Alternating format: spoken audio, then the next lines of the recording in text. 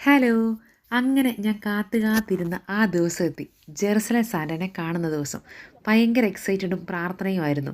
കാരണം Jerusalem Santa വീട് തുറന്നാലല്ലേ നമുക്ക് സാന്റനെ കാണാൻ പറ്റുള്ളൂ.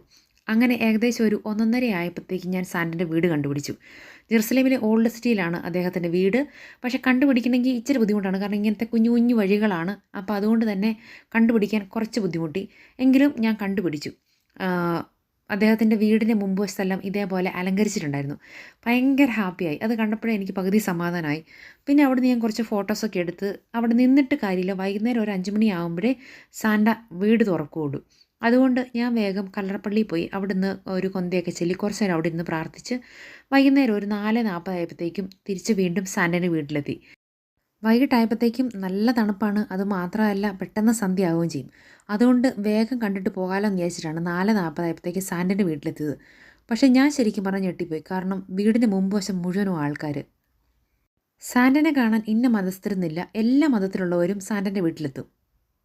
അതും വന്നിരിക്കുന്നവരെല്ലാം ഫാമിലി ആയിട്ടാണ് വന്നിരിക്കുന്നത്.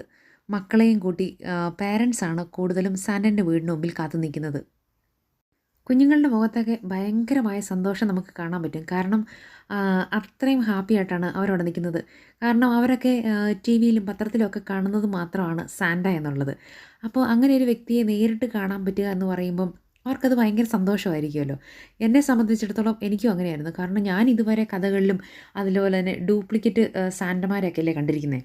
From Jerusalem to all India. സാന്റൻ്റെ വീട്ടിലേക്ക് കയറി ചെല്ലുമ്പോഴേ നമുക്ക് ആദ്യം കാണുന്നത് സാന്റൻ്റെ വാഹനമായ സ്ലേ ആണ്. അതിൻ്റെ വലതുഭാഗത്താണ് സാന്റൻ്റെ വർക്ക്ഷോപ്പും ഓഫീസും ഒക്കെ ഉള്ളത്.